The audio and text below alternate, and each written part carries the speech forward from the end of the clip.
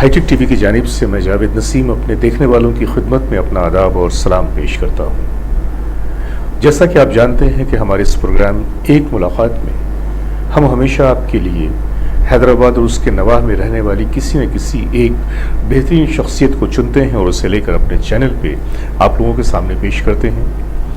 کئی طرح کی باتیں ہوتی ہیں، کئی طرح کے تذکرے ہوتے ہیں، اور آج کبھی ہم نے ایکٹر کو پیش کیا، کبھی میں نے ڈاکٹر کو پیش کیا، کبھی کسی رائٹر کو پیش کیا، کبھی کسی شاعر کو پیش کیا، لیکن آج کی اس محفل میں یعنی کہ آج کے اس پروگرام ایک ملاقات میں ہم آپ کی ملاقات کروانے جا رہے ہیں حیدرآباد سے تعلق رکھنے والے ایک انتہائی بہترین شخص سے۔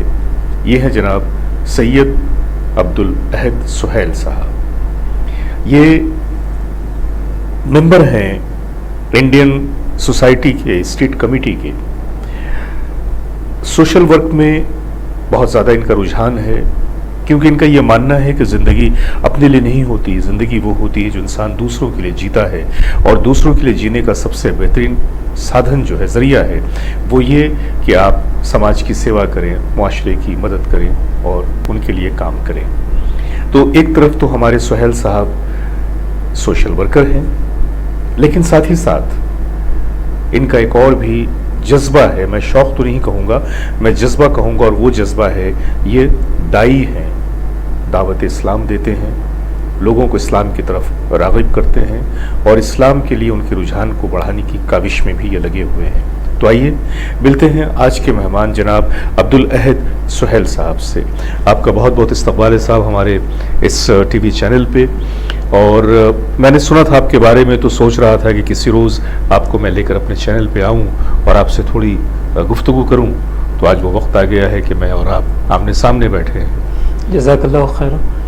بہترین موقع اللہ تعالیٰ نے عنایت فرمایا کہ ہم آپ کے پاس بھی ہمارے ایک پڑوسی جو ہے آپ کا ذکر کر رہے تھے جی، تو آج یہ موقع ہے، انشاءاللہ آپ سے ہم بھی کچھ استفادہ کریں گے۔ جی جی بالکل۔ تو میں آپ کو سہیل کہہ کے پکاروں گا، کیونکہ آپ کا تخلص آپ نے سہیل رکھا ہے۔ تو یہ جو سہیل ہے یہ آپ کے نام کا حصہ ہے یا آپ شاعری وغیرہ؟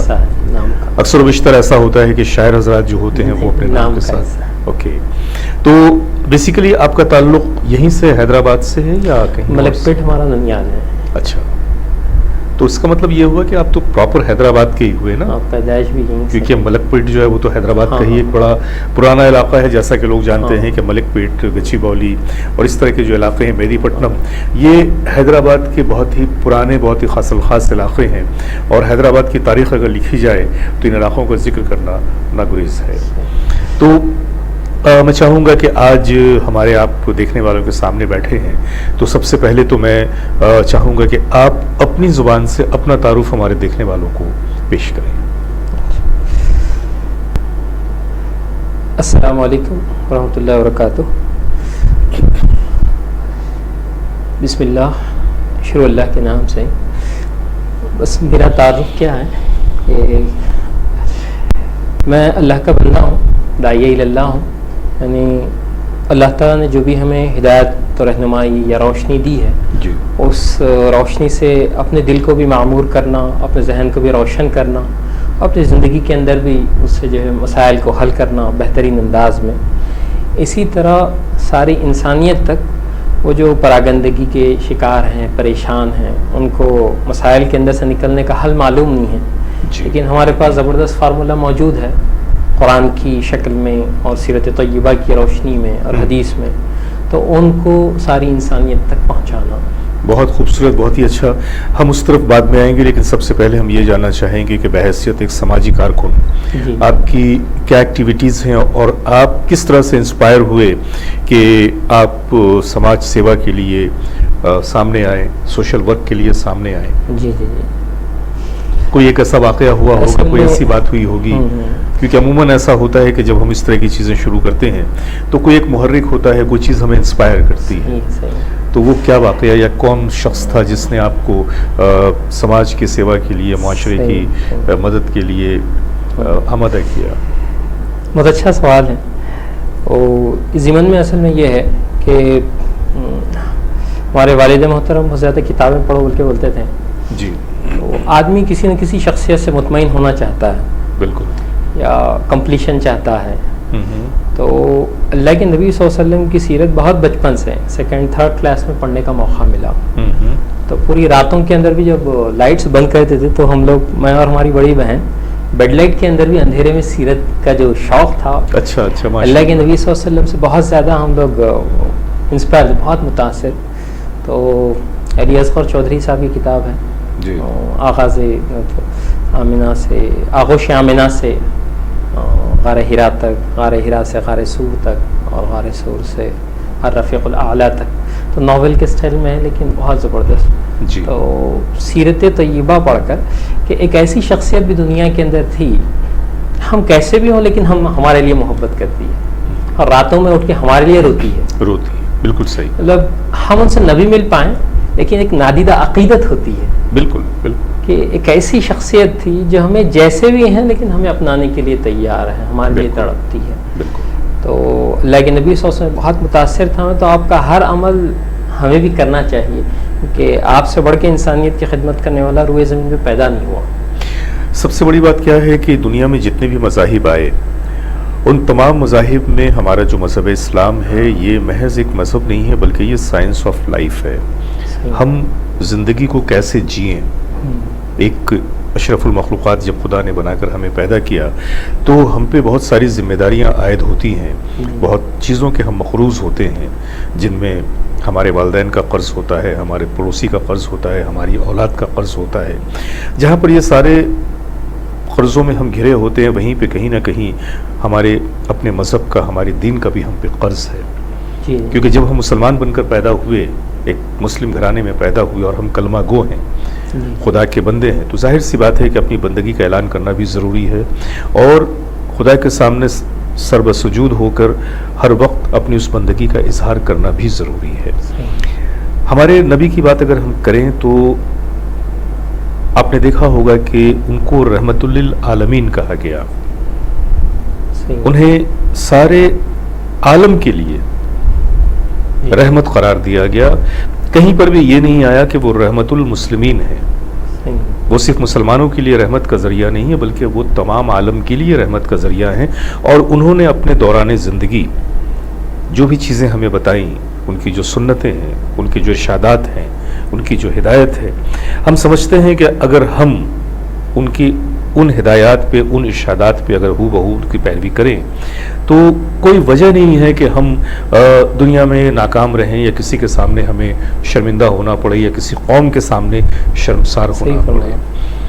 ابھی کے جو حالات ہیں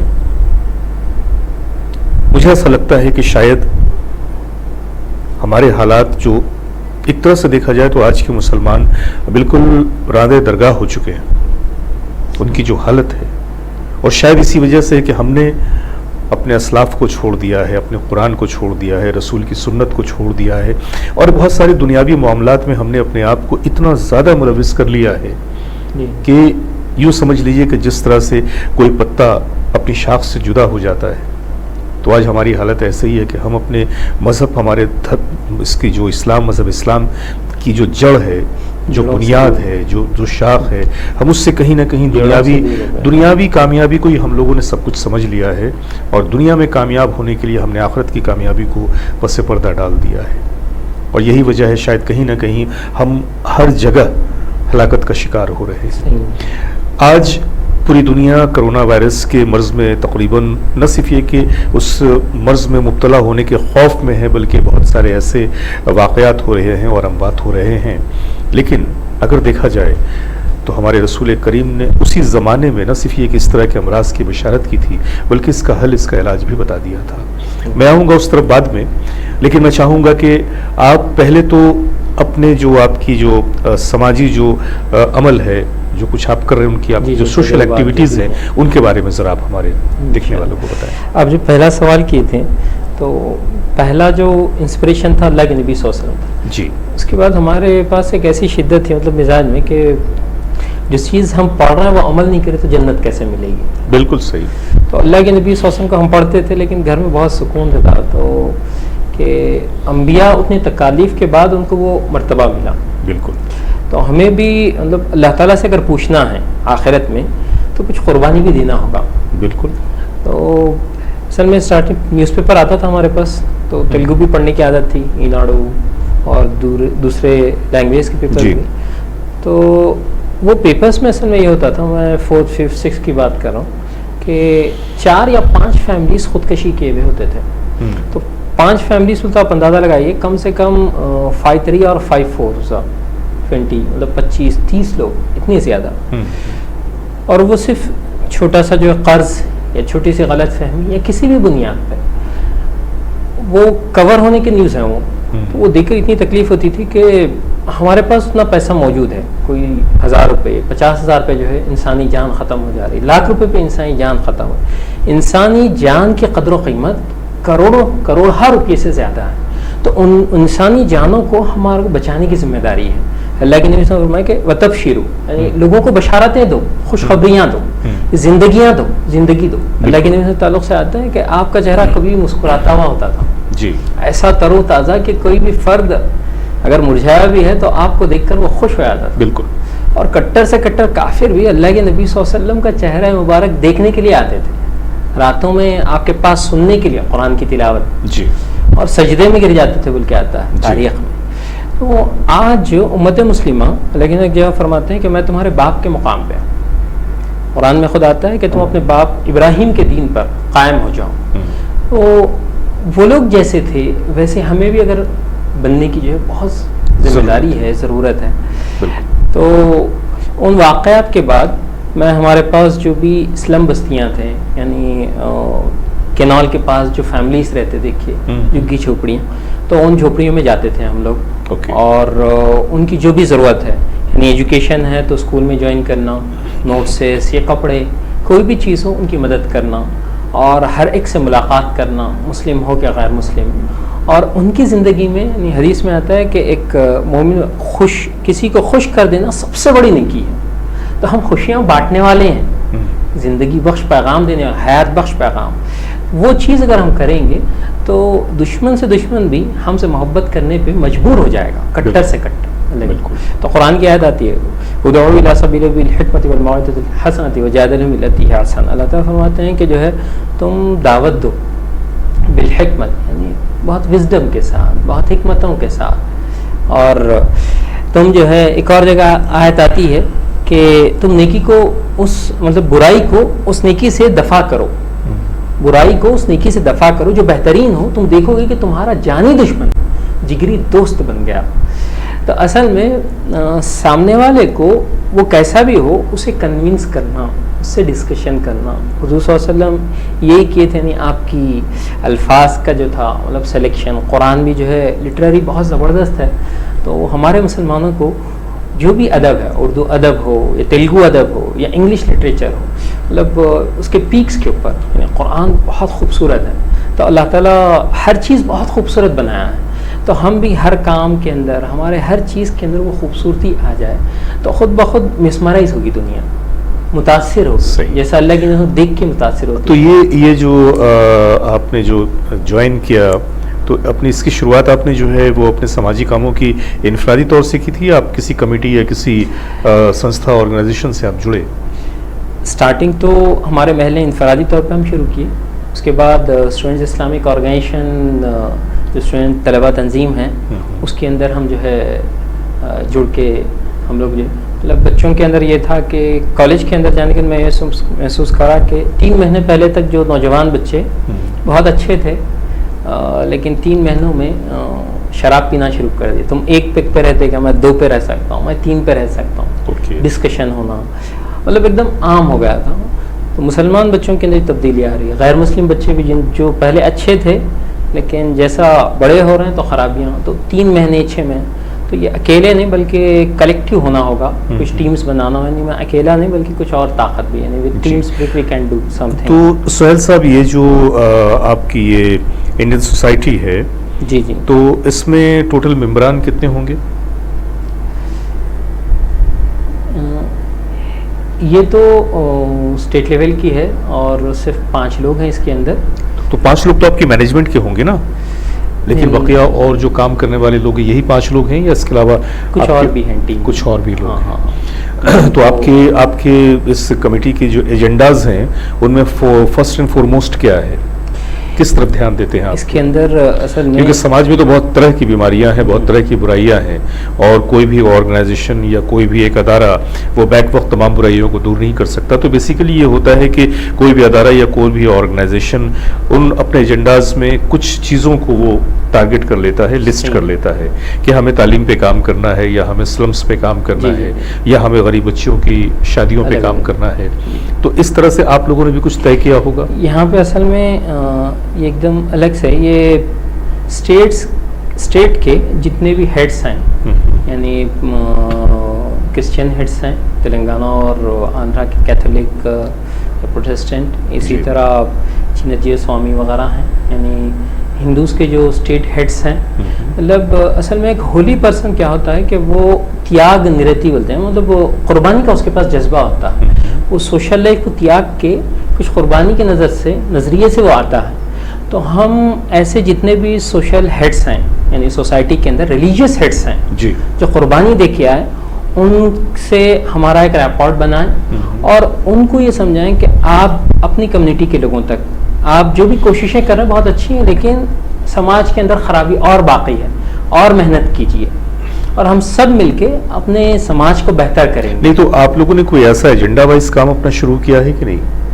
मीन्स आप इस टॉपिक पे काम करेंगे, सपोज आप गरीब बच्चियों की शादियों पे करेंगे, या आप नौजवानों की तालीम पे करेंगे, इस तरह की कुछ आपने एजेंडास तो फिक्स किए होंगे ना अपने इसमें फिलहाल असल में मेन ये है कि जो भी आज पूरे हिंदुस्तान नफरत का माहौल है, उस नफरत के पैगाम को कट करते हुए मोहब्बत की आवाज़ किस तरह से उनकी ज़ुबान से आए, यानी सब मिल के जो है एक प्लेटफॉर्म से, क्रिश्चियंस भी, हिंदूज़ भी, सिख भी, जैन भी, तो इस तरह पूरे हेड्स को लेकर मुस्तकिल हर 3 महीने में कुछ प्रोग्राम्स करते हैं हम लोग। किस तरह के प्रोग्राम होते हैं कि जिसमें आप नफ़रतों को आप टच करने की या उनको कम करने की, मिनिमाइज़ करने के लिए जो काम करते हैं, उसमें कोई ख़ास एक आप लोगों का कोई लाए है अमल होगा, कोई स्टेप होगा, कोई प्रोग्राम होगा ख़ास तौर से? हाँ, इसके अंदर ये है कि हम उनके मुकाम पे भी जाके मुलाकात करते हैं, फिर उनकी वहाँ पे टीम होती है, उनसे भी मुलाकातें करते हैं, यानी लोगों से मिंगल होना, उनकी चीज़ों को भी हम जानना, और उनको जो जिस हद तक हम रहनुमाई कर सकते हैं हम उनको साथ। बल्कि साफ लफ्ज़ों में ये कहिए कि मोहब्बतों का आदान प्रदान, एक्सचेंज ऑफ लव, असल चीज़ वो है। क्योंकि मैंने ये सवालात इसीलिए इनसे किए कि ये आप लोग भी इस बात को समझ सकें कि मोहब्बत ही एक ऐसा रिश्ता है, एक ऐसा जज्बा, एक ऐसी शय है कि जिसके तबादले से वो चीज़ और बढ़ती है। जो हमारे पास है वो हमने आपको दिया, जो आपके पास है वो हमने आपसे लिया, तो जाहिर सी बात है कि जो फ़िज़ा है फिर उसमें सिर्फ मोहब्बत और मोहब्बतें ही होती हैं। तो ये बड़ी खूबसूरत बात है कि ये और इनके जो साथी हैं, इनकी जो संस्था है, ये तमाम लोग मिलकर जो गैर मज़ाहिब के लोग हैं उनके पास जाते हैं, उन्हें अपना पैगाम देते हैं। और सबसे बड़ी बात यह है कि मज़हब चाहे कोई भी हो, अगर हम किसी भी मज़हब के प्रिंसिपल्स को देखेंगे, उनके बेसिक उसूलों को देखेंगे, वो सारे के सारे एक हैं। कोई मज़हब ये नहीं कहता कि आप किसी का घर उजाड़ दो, या किसी को मार डालो, या किसी को जला दो, ऐसा कोई नहीं कहता। लेकिन जो फ़ज़ा अभी की बन गई है, ये सियासी हमारे करामती लोगों ने जो एक फ़ज़ा बना दी है, जाहिर सी बात है कि उससे बचने के लिए, बचाव करने के लिए, और न सिर्फ बचाव बल्कि लड़ने के लिए ऐसे नौजवानों का सामने आना बहुत ही ज़रूरी है। और हमारे सुहेल साहब इस मद में काफ़ी फ़आल हैं, बहुत ही एक्टिव हैं, और बहुत ही कामयाबी के साथ अपने काम में जुटे हुए हैं। लेते हैं यहाँ पे एक छोटा सा ब्रेक के बाद फिर एक बार आपकी मुलाकात हम करवाएंगे आज के हमारे जो मेहमान हैं जनाब अब्दुल अहद सुहेल साहब से। तो मिलते हैं ब्रेक के बाद। Hi tech furnishing world, vertical blinds, furnishing blinds, roller blinds, interior blinds, office blinds, all kind of blinds available here. Services at your doorstep. Store address Mehedipatnam, Talagadda, Hyderabad. Please contact on this number 9700647474. आपकी सेहत और तंदुरुस्ती का राज छुपा है आपके मुंह की सफाई और दांतों की मजबूती में। तो ख्याल रखिए और दांतों से जुड़ी हुई किसी भी तकलीफ के लिए कांटेक्ट कीजिए redesign Banjara hills city centre के बगल में। रीडिज़ाइन। ब्रेक के बाद एक बार फिर मैं जावेद नसीम अपने देखने वालों की खिदमत में हाजिर हूँ हाईटेक टीवी की जानिब से लेकर प्रोग्राम एक मुलाकात। और आज के इस प्रोग्राम में हम आपकी मुलाकात करवा रहे हैं जनाब अब्दुल अहद सुहेल साहब से, जो कि न सिर्फ ये एक समाजी कारकुन हैं बल्कि दाई भी हैं। हमने बातें की उनसे समाजी जिम्मेदारियों के बारे में, उनकी अपनी गतिविधियों के बारे में, अपनी एक्टिविटीज़ के बारे में, और अब गुफ्तगू के इस पार्ट में हम इनसे दो बातें करेंगे। पहली बात तो ये है कि खुदा ने जब हमें, बहुत सारी कौमें दुनिया में आबाद हैं और खुदा ने हमें मुसलमान बना के पैदा किया, तो मुसलमान होने के नाते उम्मत मुस्लिमा की कुछ जिम्मेदारियां बनती हैं। हम चाहेंगे कि हम सुहेल साहब से उम्मत मुस्लिमा की क्या जिम्मेदारियां हैं उस बारे में बातें करें। हाजिर हैं हमारे नाजरीन, आप उनसे मुखातिब हुए। इस ज़िम्न में चंद बातें आपके सामने रखना चाह रहा था। सब में पहली चीज़ ये कि ज़माना जो भी है, अल्लाह ताला हर एक को बनाओ का मौका देता है, बनाओ और बिगाड़ का, कि किसके अंदर क्या बेहतरीन भलाई है। वरना असल में होता है कि अल्लाह ताला आखिरत के अंदर जो ख़राब से ख़राब आदमी वो ये कहेगा कि मुझे अगर बड़ा मौका दिया जाता तो मैं कुछ और भलाई भी कर सकता था। तो इसीलिए अल्लाह ताला बद से बदतरीन गिरोह को भी एक मौका देता है कि तुम में जो भी, मतलब उसके ऊपर हुज्जत तमाम कर दी जाती है। तो जो हालात हैं उसमें उम्मत मुस्लिमा को अंडर द सिचुएशन नहीं बल्कि अपर द सिचुएशन, यानी अल्लाह ताला कुरान के जो तरीक़ाकार हैं कि पूरी ग्लोब है, समझिए कायनात, पूरी दुनिया, उसके ऊपर से जो है अल्लाह ताला वही इलाही करता है कि तुम ऐसा। तो हम जब तक अंडर द सिचुएशन सोचेंगे हम चीज़ों को सही मानों में, यानी हमारा विजन वो छोटा हो जाएगा जी। हमें अपने विजन को अपर द यानी सिचुएशन के ऊपर उठ के ऐसे हालात हर दौर में आए हैं, हर ज़माने में आए हैं। हिंदुस्तान की आज़ादी के वक़्त इससे ज़्यादा कुर्बानियाँ दी गई, या मिटनी जो थी उस वक़्त गदर की जंग के वक़्त 1857 के अंदर, और तारीख़ में उम्मत मुस्लिमा ने और ख़ुद यहाँ के बेहतरीन जो दिल हैं, जो अच्छे इंसान हैं, इन्होंने मुसलमानों के साथ मिलकर जालिमों का मुकाबला किया है हर दौर के अंदर। बिल्कुल। तो मेरा सब में पहले उम्मत मुस्लिमा से ये था कि वो कुरान से जुड़ें और कुरान का अंदाज़ अपने अंदर पैदा करें, यानी जज्बाती ना हो बल्कि चीज़ों को क्रिटिकल एनालिसिस करें और with full of wisdom, with deep thinking, मतलब जिस हद तक हो सके चीज़ों को पकाएं, जहन में गौर फ़िक्र करें, सोचने के बाद, समझने के बाद, स्कॉलर्स के साथ बैठने के बाद, उसके बाद जो है आगे बढ़ें। तो इसके सब में पहली चीज़ तो कुरान है। उसके दूसरी चीज़ जो मैं बताना चाह रहा था कि उम्मत मुस्लिमा खुद हिंदुस्तान की तारीख़ भी पढ़े, कि जो बेहतरीन तारीख़ है, टीपू सुल्तान की जो तारीख़ है, हैदर अली और टीपू सुल्तान ने 6 जंगों के अंदर ब्रिटिशर जो पूरी दुनिया को जीत रहे थे, लेकिन सिर्फ ये दोनों हैं जिन्होंने पूरे ब्रिटिशर्स को पूरी दुनिया में जीत रहे हैं, लेकिन हिंदुस्तान के सॉइल के ऊपर वो लोग कंटिन्यूस हारते चले गए और आज़ादी के लिए वो लोग ठहर गए और अपनी जान तक देने के लिए तैयार हो गए और शहीद हो गए टीपू सुल्तान।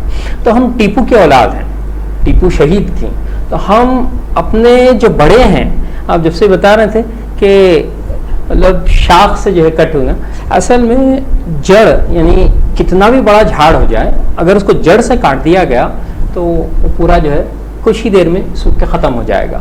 तो उम्मत मुस्लिमा को उसकी तारीख़ से काट दिया गया, तो जो भी तारीख़ से काट दिया गया वो तो उनकी साजिश है। मैं यहाँ पे एक बात आपकी बात को कुता करके कहना चाहूँगा कि इन्होंने एक बड़ी अच्छी बात कही कि हमारी उम्मत मुस्लिमा को जहाँ बहुत सारी चीज़ों की तरफ ध्यान देने की ज़रूरत है, वहीं पे हिंदुस्तान की तारीख़ की तरफ भी नज़र डालना बहुत ही ज़रूरी है। और सिर्फ नज़र डालना बहुत ही ज़रूरी नहीं है बल्कि वो मुकम्मल जानकारी हासिल करना भी ज़रूरी है, क्योंकि गुज़श्ता चंद सालों में इंटेंशनली, प्लान के तहत, साजिश के तहत हिंदुस्तान की तारीख़ को मस्ख़ किया जा रहा है और इसमें मुसलमानों की जो कारकर्दगी रही है, मुसलमानों के जो कारनामे रहे हैं या उनकी जो कुर्बानियाँ रही हैं, उनको जानबूझ के तारीख़ के सफ़ात से हज़फ किया जा रहा है।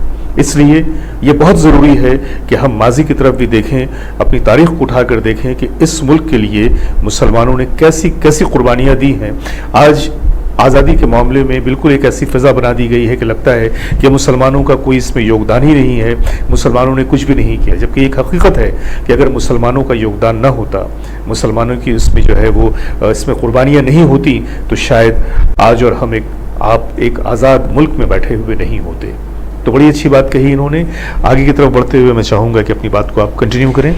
میں ہندوستانی تاریخ کے اندر جو بڑے بڑے نام ہیں، یعنی 1857 کے بعد جو نام آتے ہیں، علامہ اقبال رحمۃ اللہ علیہ، محمد علی جوہر رحمۃ اللہ علیہ، بالکل، مولانا ابوالکلام آزاد رحمۃ اللہ علیہ، سر سید احمد خان، مولانا شبلی نعمانی رحمۃ اللہ علیہ، جو بڑے بڑے لوگ جو ہو گزرے ہیں، مولانا محدود رحمٰ، اسی طرح جتنے بڑے بڑے نام ہیں جو ریسرچ کریں انٹرنیشنل لیول پہ جن کے نام ہیں، ہم ان کی تاریخ کو نکالیں اور پڑھیں. بالکل بالکل. اور الحمدللہ آج کی زبونحالی کے دور میں بھی کشمیر سے، یعنی اتنے حالات خراب ہو جائیں کے باوجود 10-15 سال سے تو مستقل کوئی اگر 10th ٹاپر ہے، IAS ٹاپر سے کشمیر سے آ رہے ہیں.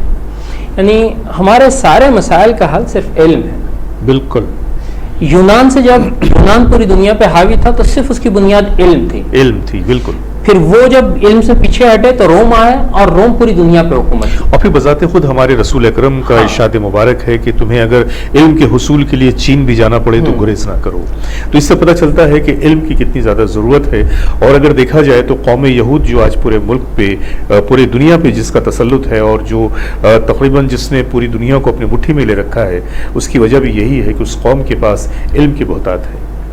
مجھے ایک واقعہ یاد آ رہا ہے، میں آپ سے ایک چھوٹی سی بات شیئر کرنا چاہوں گا کہ دوسری جنگ عظیم کے بعد کچھ لوگ، جب یہ آزاد ہو گیا اسرائیل، تو کچھ یہودی جو ہے وہ اپنے پاپ کے پاس آئے اور ان سے کہا کہ اب ہمارا ملک آزاد ہو گیا ہے اور اب ہم چاہتے ہیں کہ ہم ایک آزاد ملک میں ایک آزاد شہری کی طرح جب ہم رہ رہے ہیں تو اپنے خدا کو شکرانے کے طور پہ ہم کچھ کرنا دینا چاہتے ہیں، ان کا شکر ادا کرنا چاہتے ہیں. تو ان کے جو پاپ تھے انہوں نے کہا کہ آپ کیا کرنا چاہتے ہیں؟ تو انہوں نے کہا کہ ہم چاہتے ہیں کہ ہم ایک ایسا عالیشان سینیگوگ بنائیں کہ جس کی مثال پورے دنیا میں نہ ہو. سب سے عالیشان وہ ہو. بس اس میں کتنے پیسے آئیں گے؟ بولے اس میں اربوں روپے لگیں گے، لیکن ہم لوگ تیار ہیں اور ہمارے پاس وہ خزانہ موجود ہے جس سے ہم دنیا کے عالیشان ترین سینیگوگ کی بنیاد رکھ سکیں. پاپ نے کہا سینیگوگ نہ بناؤ. بولے پھر کیا کریں؟ اس فنڈ کو، اس خزانے کو رکھو اور اس سے تم کالجز بناؤ، یونیورسٹیز بناؤ، اسکولز بناؤ، کیونکہ یہ وہ چیزیں ہیں جو تمہارے آنے والی نسل کو بنائیں گی. تمہارے سینیگوگ بنانے سے تمہارا خدا کیا خوش ہو جائے گا، اور خدا کی نگاہوں میں تمہاری اس عظیم الشان سینیگوگ کی کیا وقت ہے، کیا حقیقت ہے. لہٰذا بنانا ہے تو اپنی قوم کو بناؤ، اور قومیں جو بنتی ہیں وہ تعلیم سے ہی بنتی ہیں، علم سے ہی بنتی ہیں، فہم و فراست سے بنتی ہیں. تو اس لیے علم کا حصول بہت ضروری ہے. اور آج کہیں نہ کہیں ہم اگر پسماندگی کا شکار ہیں، ہم سے مراد ہماری جو مسلم قوم اگر کہیں نہ کہیں پسماندگی کا شکار ہے تو اس کے پیچھے بھی کہیں نہ کہیں وہ ایک سب سے بڑا سبب ہے کہ ہم تعلیم سے کافی دور آ چکے ہیں. بہرحال آگے کی طرف وہی بتا رہا تھا ہمیں کہ یونان جب علم میں آگے بڑھا تو پوری دنیا پہ حکومت کیا. پھر اللہ تعالیٰ روم جب آگے بڑھا تو پھر اللہ تعالیٰ مطلب جس دنیا کو سنبھالنے کی، جس کے پاس استعداد ہے، طاقت ہے اور اس کو بہترین چلانے کی اس کے پاس جو ہے حکمتیں موجود ہیں، انہی کو اللہ تعالیٰ موقع دیتا ہے. بالکل. آخرت وہ نیک آدمی کو دے گا، لیکن اس دنیا کے اندر آپ کو صلاحیت کے ساتھ صلاحیت بھی پیدا کرنا، یعنی ٹیلنٹس کو جو ہے اپنے اندر. بالکل. تو روم کے بعد، پرشیا، اس کے بعد جو ہے اسلام آتا ہے. اور اللہ کے نبی صلی اللہ علیہ وسلم کے اندر جو چیز تھی لرننگ، آپ نے جو قوم کو تیار کیا، پوری امت مسلمہ، اتنی سپیڈ چیزوں کو سیکھنا، یعنی سیکھنا، لرننگ، اور دوسرا سپیڈ، یہ دونوں چیزیں اصل بہت اہمیت کی حامل ہیں.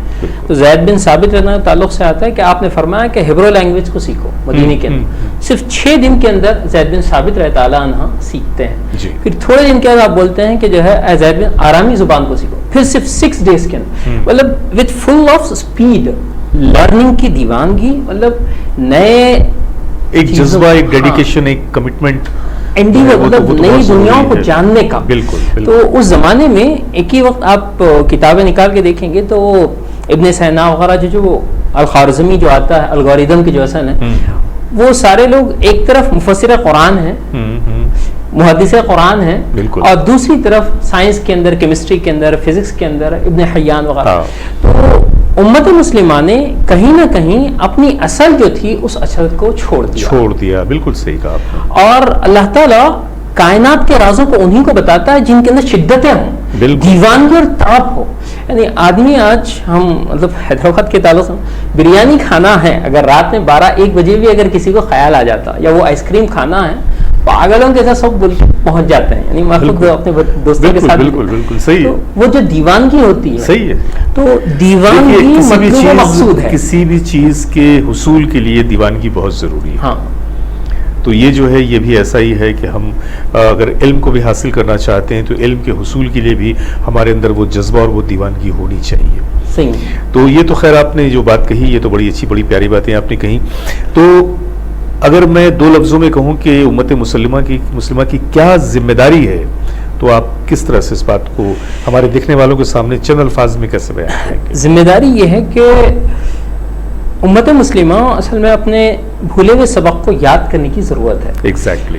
उम्मत मुस्लिमा बहैसियत मजमूई अपनी जिम्मेदारी नहीं समझ रही है, बल्कि उसको किसी इमाम के हवाले करे कि वो मेरा जो है मसले को हल कर दे, या कोई बहुत बड़ा लॉयर है या कोई जज है, यानी आपकी तकदीर के मेमार आप खुद हैं। मैं आपको एक बात बता रहा हूँ सुहेल साहब कि मैंने कई मौक़ों पे कहा है कि आज के दौर में हमारी जो मुस्लिम कौम है ना, ये एक सेरेमोनियल कौम होकर रह गई है। जी। खुदा ने इसे किसी और मकसद के लिए पैदा किया था और हम किसी और मकसद की तकमील के लिए अपने आप में उलझे हुए हैं, और हमारी कौम में तमाशे बहुत आ गए हैं। मैं ख़ास तौर से इस बात को मैं आप लोगों के सामने उजागर करना चाहूँगा। मेरी बात से अगर किसी को अगर रंजिश हो या तकलीफ़ हो तो मुझे इसके लिए माफ़ कीजिएगा, लेकिन ये सोचने का मकाम है कि देखें कि हमारी कौम में दिखावा, तमाशा कितना ज़्यादा आ गया है।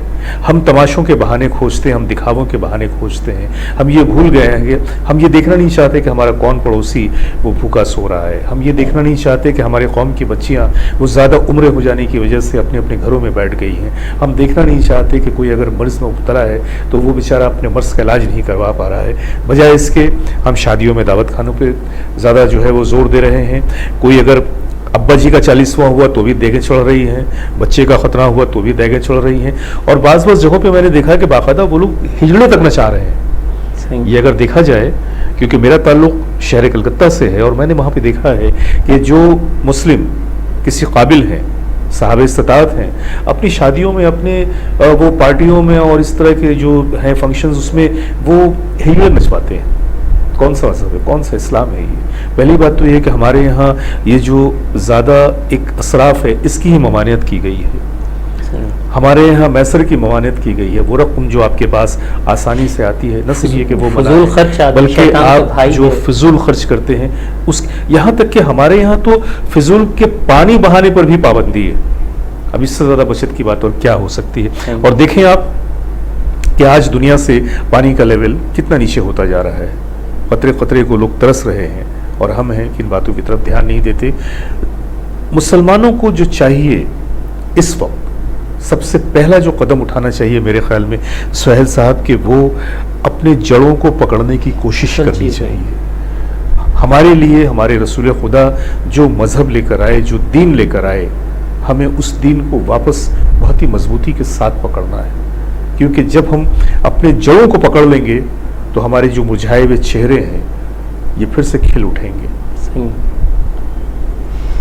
ये कुरान की आयत भी बुनियादी तौर पे उसकी बहुत ज़्यादा है। अत्ताइबून बोल के आता है, अत्ताइबून अल-आबिदून अल-हामिदून अस-साइहून अर-राकिऊन। मतलब अल्लाह ताला फरमाता है कि मोमिन बंदे वो हैं जो बहुत ज़्यादा तौबा करते हैं। मतलब आदमी का डेवलपमेंट वहीं रुक जाता है जहाँ पे वो मैं परफेक्ट हो गया समझा, वहाँ से गिरावट शुरू हो जाती है। वहीं से गिरावट शुरू हो जाती है। यानी कॉइन अगर उड़ाते हैं तो कंटिन्यू वो कैटेगरी ऊपर जाता है, लेकिन कहीं स्टैग्नेशन नहीं है, या तो गिरावट है या तो ऊपर चढ़ना है, डेवलपमेंट है। बिल्कुल। तो उम्मत मुस्लिमा के अंदर इल्मी मैदान में भी, तकवा के मैदान में भी ना खुदा ही मिला, ना विसाले सनम, ना इधर के रहे ना उधर के रहे, वो हाल हो गया। तो हमारे जो इंजीनियरिंग के बच्चे हैं, हमारे जो भी डिग्री, उनसे मेरी ये गुजारिश है कि ये दौर 4-4 डिग्रियों का है, PhDs का दौर है। आपके सामने जो लोग हैं वो अच्छे हों कि लेकिन मजे की बात ये है सुहेल साहब कि आपने कहा कि ये दौर जो है ये 4-4 डिग्रियों का है, लेकिन हम मुसलमानों ने अपने मजहब को 4-4 बीवियों का बना रखा है। हम 4-4 बीवियों की तरफ तो ध्यान ज़्यादा देते हैं, लेकिन 4-4 डिग्रियों की तरफ ध्यान नहीं देना चाहते। और ये ज़रूरी है भाई, फिर वही बात आती है कि अगर 4 बीवियों की भी इजाज़त है तो उसके पीछे भी बहुत सारे फैक्ट्स एंड फैक्टर्स हैं। ऐसा नहीं कि बड़ी आसानी के साथ आप मुंह उठा कर आप 4 निकाहें कर लें। लेकिन जहाँ तक तालीम का मसला है, तालीम की बात है, तालीम की ज़रूरत है, हमें समझना होगा। और इन्होंने बहुत अच्छी बात कही कि आज के दौर में कंपटीशन करना बहुत ज़रूरी है, आगे बढ़ना बहुत ज़रूरी है, और ज़िंदगी के इस दौड़ में अपने स्पीड को बढ़ाना बहुत ज़रूरी है, क्योंकि जब तक आप स्पीड को नहीं बढ़ाएंगे तब तक आप एक डिग्री से दूसरी डिग्री हासिल कैसे करेंगे। तो ये ज़रूरी है कि ज़िंदगी में आपके वो स्पीड भी आनी चाहिए, वो डेडिकेशन भी आनी चाहिए, वो कमिटमेंट भी आनी चाहिए, और वो जुनून और वो दीवानगी भी आनी ज़रूरी चाहिए। है। तो यहाँ पे असल में सिटी हैदराबाद के ताल्लुक से कि ज़बरदस्त यूनिवर्सिटीज़ हैं, जी। तो हमारे बच्चे यूनिवर्सिटीज़ के अंदर कंपेरेटिव रिलीजियस स्टडी या लिटरेचर कौन सा भी है, मतलब सोशल वर्क के ताल्लुक से कुछ भी अगर एडमिशन लेंगे तो एक तो उनका पर्सनल लाइवलीहुड के लिए आपको एक कोर्स करना है अपनी ज़िंदगी एक रेस्पेक्टफुल चलाने के लिए, लेकिन एक ज़िंदगी आपकी अल्लाह ताला आपके ऊपर जो जिम्मेदारियाँ आयद किया है, सारी इंसानियत, जी बिल्कुल। हदीस कुदसी में आता है कि अल्लाह ताला फरमाते हैं कि सारी इंसानियत मेरा कुंबा है, मेरा ख़ानदान है, और तुम में से बेहतरीन वो है जो सब में ज़्यादा मेरे कुंबे की यानी इंसानियत की खिदमत करे। बिल्कुल। तो इसमें अल्लाह के नबी से सबसे बदरजा अतम थे। तो हम ये देखें कि हम कितनी चीज़ों के, यानी हमारे जो भी बच्चे हैं थोड़ा टाइम मिलने के बाद उसको एंजॉयमेंट पे लगा रहे हैं, ऐसा नहीं, बल्कि ज़िंदगी बहुत संजीदगी चाहती है और आला अक़दार और वैल्यूज़ के लिए क़ुरबानियाँ देने का जज्बा अगर हम वो करेंगे, यानी हमारे बड़े लोग जो है हम देखते हैं कि डिप्टी कलेक्टर रहे, डिप्टी कमिश्नर्स रहे हैं जी। और फिर कुरानियात के अंदर भी माहिर रहे हैं, और नमाज के बाद मुअज्जिन के साथ ठहरे हुए होते थे, यानी उनके दूर नहीं बल्कि अगर वो ना आए तो ये दोनों चीज़ें सिफतें साथ साथ, यानी दुनिया और दीन, लेकिन ये चीज़ें आइंदा बाद की नस्लों में नहीं आ रही हैं। तो अल्लाह ताला भी हमसे नाराज़ है। तो हमें सब में पहली चीज़ अत्ताइबून का जो है कि तौबा करना, ताइब होना, हाँ, क्रिटिकल एनालिसिस और सेल्फ कि मेरे अंदर क्या कमज़ोरी है, फिर अपनी सोसाइटी के अंदर क्या कमज़ोरी है कि उम्मत के अंदर, उसको हम एक्सेप्ट करें और हम ओपन माइंडेड के साथ किसी गैर के अंदर, किसी और सोसाइटी के अंदर, गैर मुस्लिम भी हो, किसी भी मज़हब का हो, उसमें कोई बेहतरी है तो उससे हम मोहब्बत करें, यानी हम पे फ़र्ज़ है कि किसी के अंदर कोई खूबी है तो उसकी तारीफ़ की जाए। अल्लाह के नबी सल्लल्लाहु अलैहि वसल्लम हज़रत उमर की बहुत तारीफ़ करते थे। मैं तो तुम्हें समझता था कि कौम का सबसे बेहतरीन आदमी है, यानी हाथ में तलवार है और पूरे गांव में मशहूर है कि आप कत्ल करने निकले हुए, लेकिन आपका जुब्बा पकड़ के सुकून से बैठे हुए और वक्त के रसूल और पूरे सुकून से जुब्बा सा खींचते हुए बोल रहे हैं, बड़ी मोहब्बत से, जैसा आदमी किसका शर्ट खींचता है जिससे मोहब्बत होती है। अरे उमर, तुम्हें तो मैं बहुत अक्लमंद और समझदार आदमी समझता था, क्या तुमने अभी नहीं समझा? तो मोहब्बत थी जिसकी वजह से इंसान का दिल पिघलता है।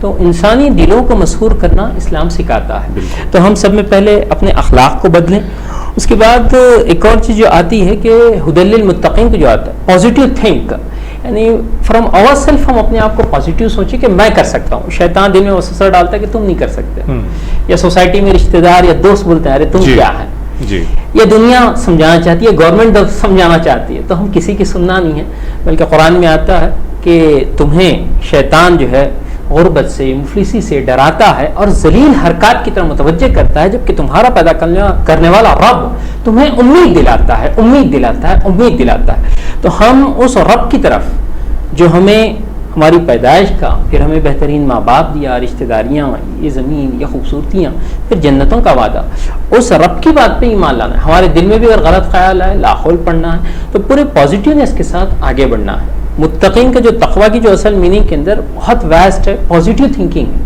Constructive thinking. भाई आपसे बड़ी खूबसूरत बातें हो रही हैं, लेकिन क्या है कि वो घड़ी की सुई कह रही है कि वक्त जो है वो ख़त्म होने पे है। तो मैं चलते चलते मैं चाहूँगा आप अगर इस ज़मन में कुछ और अगर कहना चाहते हैं तो वो कह दीजिए, क्योंकि मैं आपसे ख़ास तौर से एक और सवाल करना चाहूँगा उस इंतशार के बारे में, उस खलफिशार के बारे में जो कोरोना वायरस ने मचा रखा है, कि इस कोरोना वायरस के सिलसिले में मैं एक बात बल्कि इस पे अपनी बात ख़त्म करूँ। जी मैं वही कह रहा हूँ कि आप इस बात को ख़त्म करके कोरोना वायरस के बारे में हम ज़रा बात करना चाहेंगे।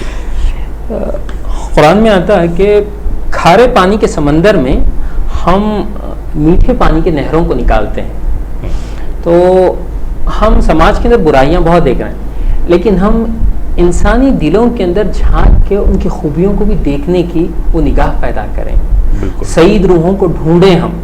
यानी आज हमारी ये जंग जो भी आज हो रही है पूरे हिंदुस्तान के अंदर, इसके अंदर गैर मुस्लिम भी बहुत ज़बरदस्त साथ में है, बहुत साथ, और अल्हम्दुलिल्लाह अल्लाह ताला ऐसा उनसे काम ले रहा है और हर दौर में हुआ है।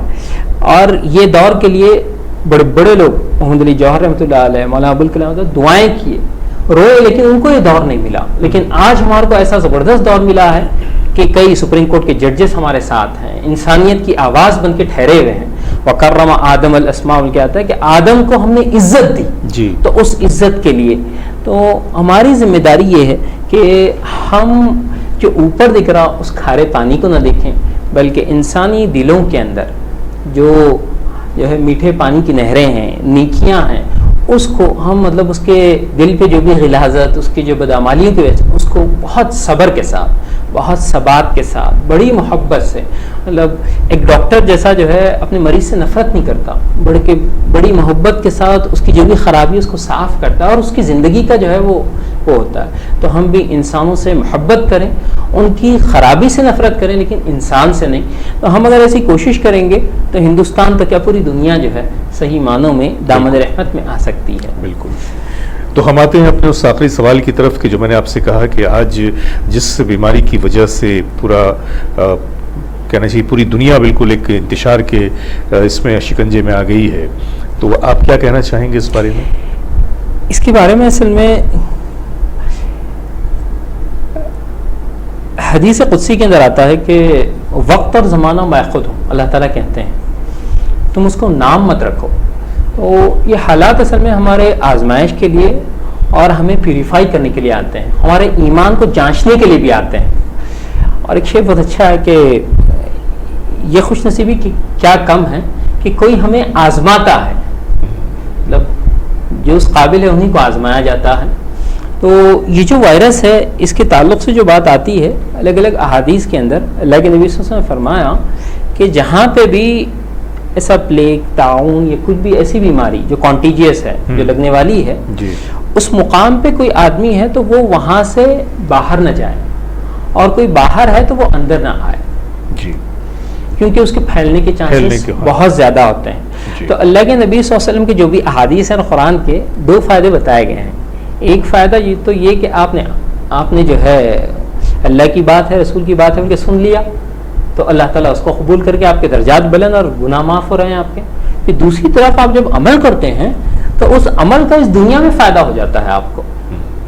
اور اس میں ایک اور حدیث ہے کہ اللہ کے صفائی آدھا ایمان ہے. آپ ہر طرف دیکھیے سب بول رہے ہیں کہ ہاتھ دھونا، ہاتھ دھونا، ہاتھ دھونا بتا رہے ہیں، لیکن اسلام ہاتھ دھونے پہ کتنی زیادہ زور دیا. میں اس بات پہ بڑا ہی مطلب حیران بھی ہوا، ششتر بھی ہوا کہ جب سے اس کرونا وائرس کا ذکر چلا اور ہر جگہ پہ جو اس کے بچاؤ کے طریقے طرح طرح سے لوگوں نے بیان کیے، تو اس میں بیسیکلی جو تھا وہ یہ کہ آپ پاک صاف رہیں اور اپنے ہاتھوں کو واش کریں، کسی کے ساتھ کانٹیکٹ میں نہ جائیں، چہرے پہ ماسک لگائیں.